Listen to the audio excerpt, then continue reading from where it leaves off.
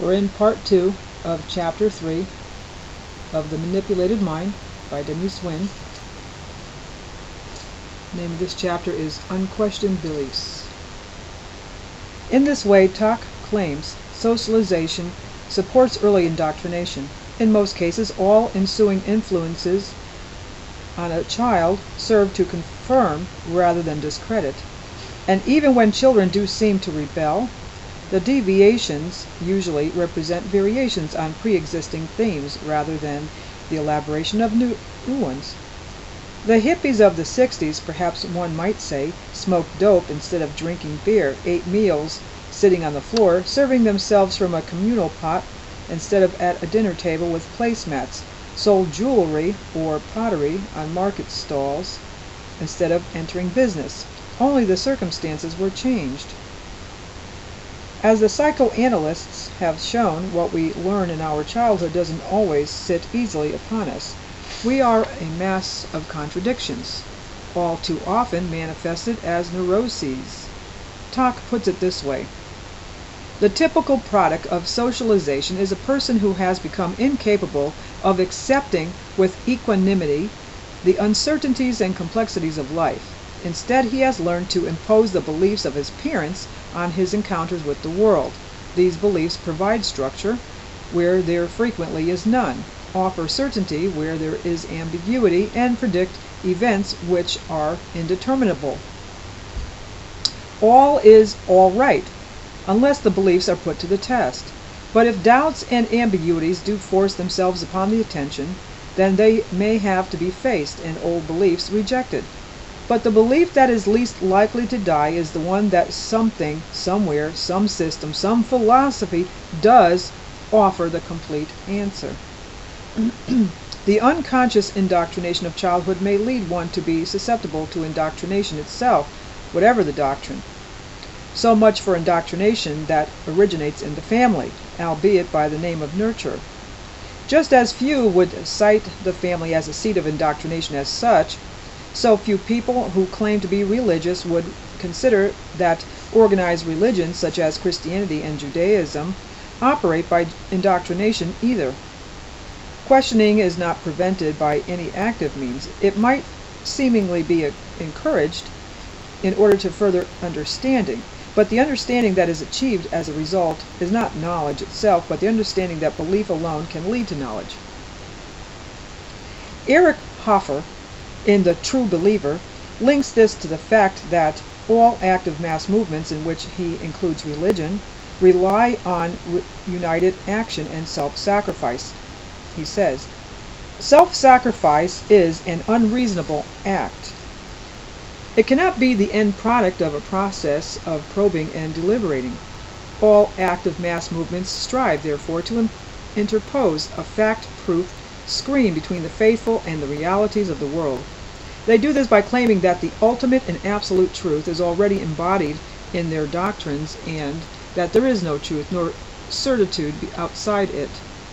The facts on which the true believer bases his conclusions must not be derived from his experience or observation, but from Holy Writ.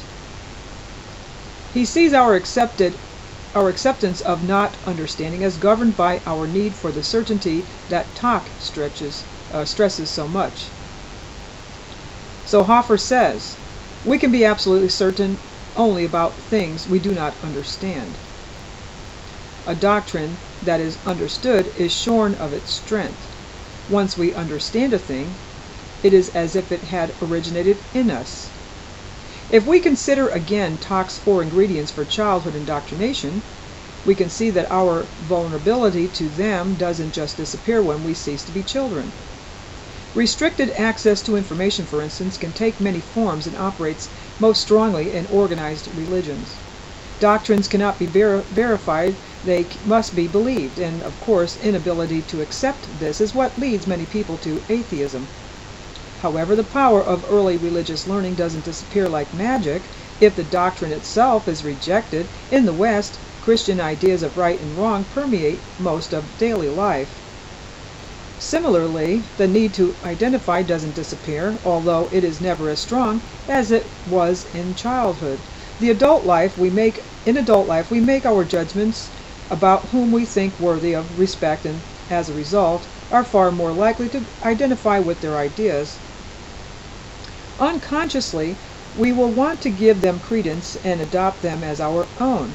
An example of behavior that psychologist Leon Festinger called cognitive dissonance, to be discussed in Chapter 6. Conformity means one of the requisites of civilized society. If one wants to get on in it, one has to conform to a certain extent. Particularly in the professions, a need to conform to existing views leads to indoctrination. In Persuasion and Healing, Jerome Frank describes the process very vividly in the case of trainee psychoanalysts. The would-be Freudian analyst has to start from the view that Freud's thinking was correct. He esteems his teachers and wants their good opinion. He puts considerable effort into his training. If, en route, doubt creeps in, he is not in a good position to voice them. He wants to keep the good opinion of his teachers. He perhaps doesn't know enough yet on which to base his opinions, but he has studied enough to have made a psychological investment in his training and to want to succeed. He doesn't just learn during his training, he has to participate in it by undergoing analysis himself, and his training is not complete until he has produced the right kinds of memories, thoughts, and feelings. As psychologists have shown, again see Chapter 6, participation in and repetition of an action help to conform one's belief in its validity. In the case of the trainee analyst, any objections he makes to interpretations made of his experiences, or any refusal to offer up significant thoughts and feelings, is explained by his own analyst as the time-honored psychoanalytic stage called resistance, the unconscious fight to keep all the hidden secrets of the unconscious buried. Long silences, argumentativeness, even too frequent escapes to the bathroom may all constitute resistance. There is no way the skeptical trainee can be right. But if he carries on his training, his need to believe in himself will lead him to internalize what he has been taught, and to use it as an escape route himself when he has patience. Any patient who argues is resisting or transferring emotions onto him. Any patient who doesn't improve was probably unsuitable for analysis. The doctrine protects itself.